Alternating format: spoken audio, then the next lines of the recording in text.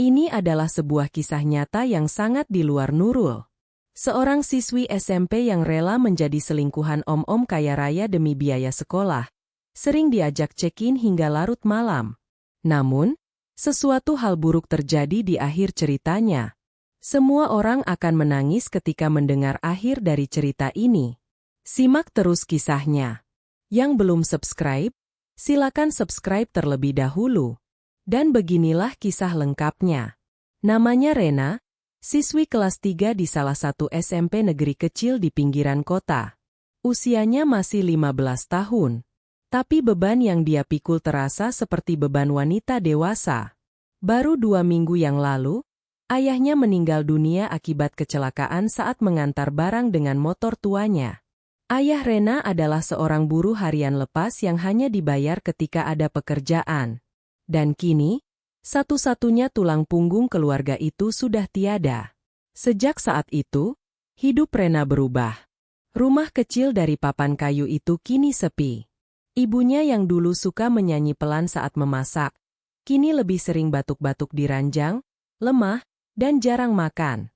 Tubuhnya kurus dan matanya tampak cekung. Penyakit paru-paru yang sudah lama diderita sang ibu, kini makin parah. Tak ada biaya berobat. Rena bangun tiap subuh, membantu ibunya membersihkan rumah, mencuci baju, lalu berangkat ke sekolah dengan seragam kusam yang warnanya sudah pudar. Tasnya robek di sisi, dan hanya dijahit dengan benang yang warnanya tak serasi. Tapi ia tetap datang ke sekolah, membawa semangat yang semakin hari semakin melemah. Bu, uang SPP bulan ini belum dibayar. Nanti aku gimana? Rena pelan suatu sore. Ibunya hanya menatap kosong. Ibu nggak punya. Nak, maafin ibu. Rena menggengap, walau hatinya hancur. Di sekolah, Rena punya satu tempat untuk berbagi, Fajar, teman sekelasnya yang sejak kelas 2 diam-diam menjadi kekasih hatinya. Mereka tak pernah pacaran terang-terangan, tapi sering bertukar pesan dan pulang bareng. Fajar adalah anak yang sederhana, polos, dan punya semangat belajar tinggi. Namun ketika Rena mulai curhat tentang kesulitannya, Jar, aku bingung. Uang SPP belum lunas. Ibu sakit-sakitan. Aku takut nggak bisa ikut ujian akhir. Fajar hanya terdiam, lalu berkata, sabar aja, Ren, pasti ada jalan. Itu saja. Tak ada solusi, tak ada langkah nyata. Rena merasa kecewa, bukan karena Fajar tak mau membantu, tapi karena Fajar pun tak punya apa-apa. Ia juga dari keluarga miskin, dan bahkan kadang tak bawa uang jajan ke sekolah. Hari demi hari Rena makin murung. Ia sering duduk sendiri di pojok kelas, tatapannya kosong ke arah jendela. Kadang ia menangis diam-diam di kamar mandi sekolah. Sampai suatu hari, Rena bertemu dengan seseorang yang mengubah segalanya. Pulang sekolah, saat Rena duduk di pinggir warung kecil sambil menunggu angkot, datang seorang gadis seumurannya dengan makeup tebal dan pakaian mencolok. Namanya Cindy. Mereka dulu pernah sekelas di kelas 1 SMP. Sebelum Cindy memutuskan putus sekolah. Rena ya? Masih sekolah ternyata. Hebat sih kamu, kata Cindy sambil tersenyum. Rena mengangguk kaku. Iya, Sin. Tapi udah nggak tahu bisa lanjut atau nggak. Susah banget sekarang. Cindy tertawa kecil. Aku juga dulu gitu, tapi sekarang sih udah beda. Lihat nih, katanya sambil menunjukkan handphone mewahnya. Di pergelangan tangan Cindy, ada emas yang mencolok. Rena terkejut. Kamu kerja di mana? Cindy hanya mengedipkan mata. Aku punya kenalan. Om-om baik, kaya, dan suka bantu cewek-cewek muda yang lagi kesulitan. Deh, jantung Rena berdetak tak karuan. Aku nggak maksa sih. Tapi kalau kamu mau, aku bisa kenalin, ujar Cindy sambil menyerahkan secari kertas kecil berisi nomor telepon. Rena menggenggam kertas itu dengan tangan gemetar. Ia tahu betul, ini bukan solusi biasa. Tapi di rumah ada ibu yang sakit, sekolah yang menagih, dan harapan masa depan yang hampir sirna. Malam itu, Rena menangis dalam diam. Ia memandangi foto ayahnya yang terpajang di ruang tengah. Ia merindukan pelukan ayah, nasihatnya, dan kekuatannya. Tapi semua itu kini hanya kenangan. Dalam pelan ia berbisik, "Ayah, Rena harus kuat, kan?" Tapi Rena nggak tahu harus bagaimana lagi. Malam itu, hujan turun deras. Langit seakan ikut menangis bersama hati Rena yang berkecamuk. Ia duduk memandangi nomor yang diberikan Cindy. Di satu sisi, ia merasa jijik dengan gagasan itu, tapi di sisi lain ia terdesak. "Ibu butuh obat. Aku butuh sekolah. Tapi apa harus seperti ini jalannya?" Pikirnya. Setelah beberapa malam penuh kegelisahan, Rena akhirnya memberanikan diri menghubungi nomor itu. Tangan gemetarnya menekan angka satu persatu. Halo. "Ini Om Suryo." Suara berat di seberang terdengar ramah. "Ini Rena." Temannya Cindy. Jawabnya gagap. "Oh, iya. Cindy udah cerita soal kamu. Kamu cantik ya?" katanya. "Boleh kita ketemuan? Sekadar ngobrol?" Rena terdiam sejenak. Akhirnya ia mengiyakan. "Iya, Om, kita ketemu di mana?" Esoknya, setelah pulang sekolah, Rena mengenakan baju terbaik yang ia punya. Kemeja putih lusuh yang sudah disetrika berkali-kali agar terlihat rapi, dan celana panjang hitam milik ibunya. Ia pergi ke sebuah kafe kecil di pusat kota. Hatinya Jelisa. Kakinya gemetar. Saat ia masuk ke dalam, ada pria parubaya mengenakan batik mahal dan jam tangan mengkilap yang duduk sendirian. "Itu pasti Om Suryo." Rena ya? Tanya pria itu sambil tersenyum ramah. "Iya, Om. Duduk sini. Kamu kelihatan cantik, tapi juga kelihatan sedih. Aku bisa bantu kamu kalau kamu mau." Ujarnya pelan. Mereka mengobrol panjang. Tentang ayah Rena, tentang sekolah, tentang ibunya yang sakit. Om Suryo mendengarkan dengan penuh perhatian, berbeda dari siapapun yang pernah mendengarkan Rena selama ini. "Kamu butuh uang? Mau sekolah? Mau bantu ibu?" Gampang. "Ren, asal kamu jadi kekasih Om. Semua itu Om tanggung." Rena terdiam. Perutnya mule. Keringat dingin menggigil. Tapi Om Suryo tersenyum lembut, menggenggam tangannya, dan berkata, "Om gak akan nyakitin kamu, malah akan jaga kamu lebih dari siapapun." Rena menandak. Ia merasa jijik, juga merasa butuh, dan akhirnya, ia mengangguk pelan. "Ya, Om." Hari-hari berikutnya berubah cepat. Sepulang sekolah, Om Suryo menjemput Rena dengan mobil mewah. Ia membawanya makan, belanja, bahkan ke hotel. Awalnya Rena sangat takut dan kaku, tapi setiap kali ia menolak, Om Suryo hanya berkata dengan nada lembut, "Om sudah keluarin banyak buat kamu. Ren, kamu juga harus bahagiain Om, dong." Dan dari situlah semuanya dimulai. Rena kini tampil berbeda di sekolah. Tasnya baru, ponselnya keluaran terbaru. Ia mulai membawa uang jajan yang banyak. Teman-temannya mulai curiga. Bahkan Fajar, yang sejak awal merasa ada yang berubah, mencoba bertanya, "Ren, kamu sekarang sering gak bales chat? Kamu berubah." "Fajar, aku sibuk. Kamu gak ngerti, kan?" Fajar menandak. "Aku cuma pengen kamu bahagia." Tapi Rena hanya memalingkan wajah. Hari-hari terus bergulir. Rena merasa dunia mulai kembali cerah. Ia bisa beli apapun, ibunya bisa beli obat. Ia tak perlu khawatir soal uang SPP lagi. Tapi di balik senyum itu, ada hati yang makin kosong. Hingga suatu hari, saat sedang berdiri di kamar mandi sekolah, Rena memegang perutnya. Ia merasa mual, dan sering telat datang bulan. Curiga, takut, dan kemudian panik. Ia membeli test pack dengan uangnya sendiri. Dan hasilnya, 2 garis. Positif, dunia Rena runtuh seketika. Ia mencoba menelpon Om Suryo. Berkali-kali, tak diangkat. Dikirimi pesan, tak dibalas. Rena panik. Ia menangis di kamar mandi, berkali-kali mencoba menghubunginya lagi, dan lagi. Beberapa hari kemudian, Sebuah pesan singkat masuk. Maaf, Rain. Jangan hubungi Om lagi. Ini uang buat kamu. Jaga baik-baik. Jangan bawa nama Om kemana-mana. Disusul transfer masuk sebesar 100 juta rupiah. Air mata Rena mengalir deras. Ia menggenggam ponselnya, berteriak, dan membantingnya ke lantai. Semua berakhir begitu saja.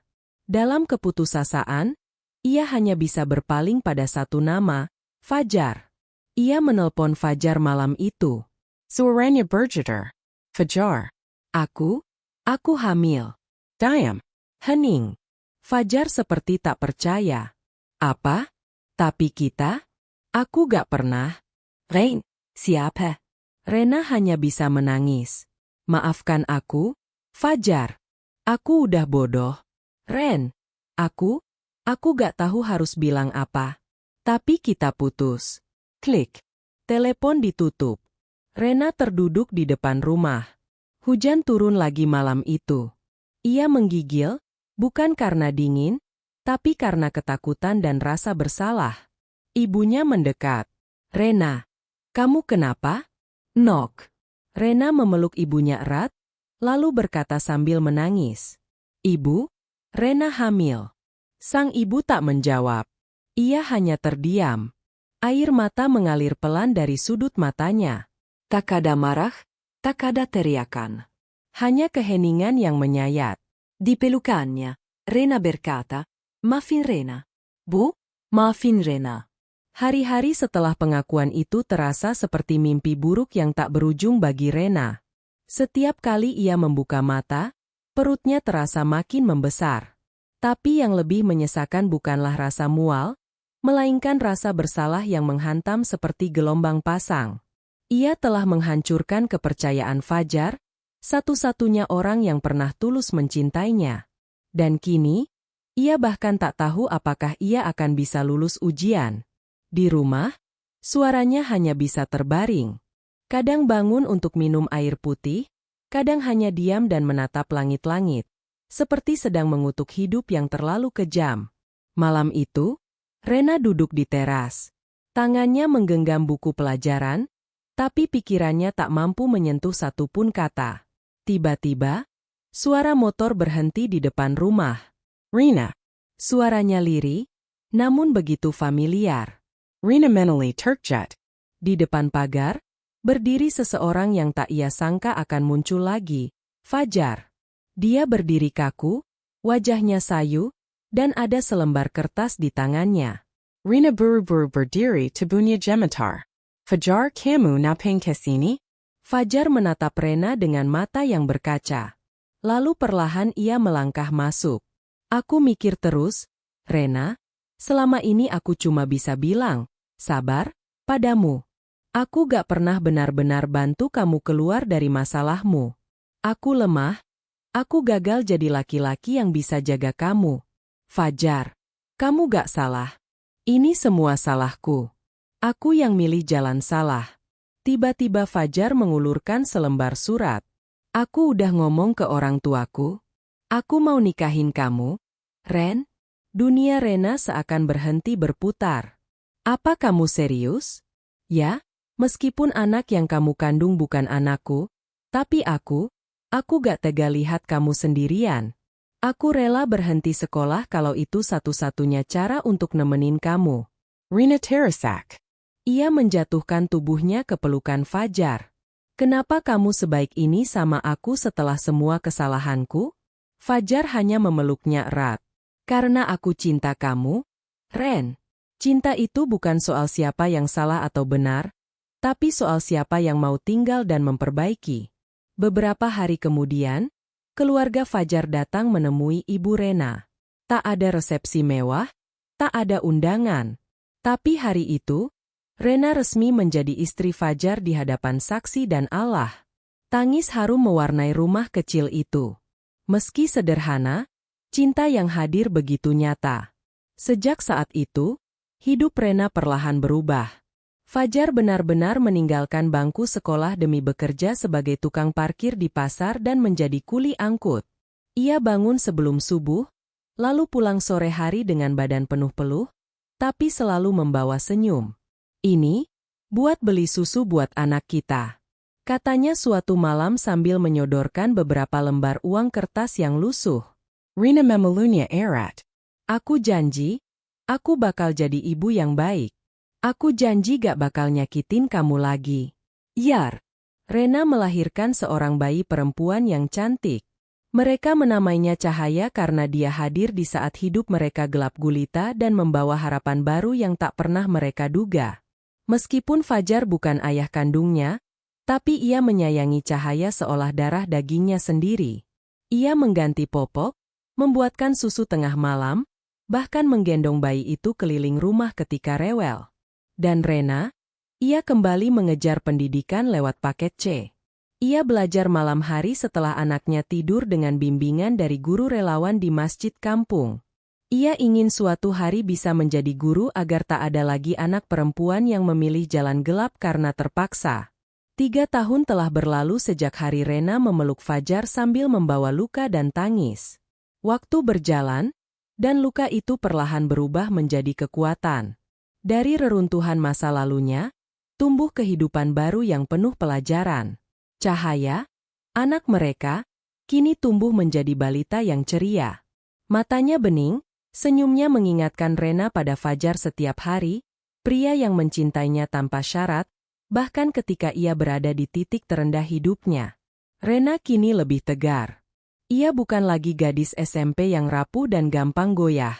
Ia adalah seorang ibu, seorang istri, dan seorang pejuang hidup.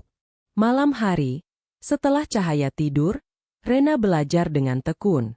Ia mengejar ketertinggalan pendidikan lewat program paket C di siang hari. Ia menjahit pakaian untuk tetangga sekitar. Ia belajar menjahit dari video di internet dan dari buku bekas yang ia temukan di taman baca umum. Fajar, yang dulu hanya jadi tukang parkir, kini bekerja sebagai staf logistik di sebuah toko bangunan setelah bosnya melihat betapa jujur dan gigihnya dia bekerja. Gajinya tak besar, tapi cukup untuk menafkahi keluarga kecil mereka. Suatu malam, saat Rena sedang mengajari Cahaya mengejar nama di kertas, Fajar datang membawa 2 bungkus nasi goreng. "Sayang, aku bawa makan malam," katanya sambil tersenyum. Rena tertawa pelan, "Nasi goreng favorit kita, yang ekstra pedas buat kamu." "Kayak biasa," jawab Fajar sambil mencubit lembut pipi istrinya. Rena menatapnya. "Jar, kamu ingat nggak? Dulu kita pernah duduk di depan warung kecil. Nggak punya uang, tapi kamu bilang kamu pengen bahagiain aku." Fajar tersenyum, matanya berkaca, "Ingat banget, dan sampai sekarang, itu masih jadi doaku setiap malam." Suatu hari, Rena menerima kabar gembira. Ia lulus ujian paket C dengan nilai terbaik di kotanya. Bahkan, ia mendapatkan beasiswa kuliah dari yayasan sosial yang bergerak untuk perempuan muda korban kekerasan dan tekanan ekonomi. Dengan gemetar, ia memperlihatkan surat itu ke Fajar. "Fajar, aku bisa kuliah. Aku dapat beasiswa." Fajar menatapnya dengan haru. "Kamu pantas dapat itu. Rein, kamu kuat. Kamu hebat." Air mata mereka tumpah bersama. Mereka memeluk Cahaya di antara mereka berdua, seakan masa lalu yang kelam telah tertutup oleh cahaya harapan yang tak lagi redup. Rena berdiri di depan kelas kecil di sebuah sekolah informal untuk anak-anak jalanan. Ia mengenakan jilbab sederhana dan senyum penuh kasih. Di tangannya ada spidol dan di hadapannya duduk puluhan anak yang penuh semangat. "Anak-anak, tahu gak? Kalian itu hebat. Walaupun hidup kalian berat, kalian gak sendirian. Ada harapan, ada masa depan." Kak Rena dulu juga pernah ada di titik paling gelap. Tapi hari ini, di luar ruangan, Fajar menunggu dengan Cahaya yang sudah mulai mengenakan seragam TK. Mereka melambaikan tangan dan Rena menatap mereka sambil berbisik dalam hati. "Terima kasih, Tuhan, kau selamatkan aku lewat tangan orang yang tak pernah aku sangka." Lelaki kecil berseragam SMP yang dulu cuma bisa bilang, "Sabar." Terkadang, hidup membawa kita ke jalan yang gelap, menusuk perasaan, menghancurkan harga diri. Tapi selama masih ada cinta, harapan bisa tumbuh kembali. Rena hanyalah satu dari banyak anak remaja di luar sana yang terpaksa memilih jalan kelam karena tekanan hidup. Tapi kisahnya mengajarkan kita bahwa penyesalan bukan akhir, bahwa selalu ada kesempatan kedua. Dan kadang, cinta sejati bukan dari orang kaya, bukan dari yang tampan, tapi dari seseorang yang diam-diam, memilih untuk tinggal ketika semua orang pergi. Rena memilih untuk bangkit, dan kisahnya akan terus menginspirasi banyak hati yang sedang berjuang.